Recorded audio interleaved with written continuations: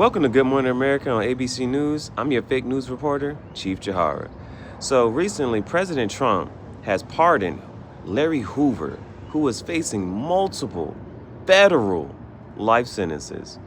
Now, even though he's been pardoned of those federal life sentences, he still has a 200 years worth of state sentences that he's facing here. So he still has multiple life sentences, in my opinion. NBA youngboy was also pardoned.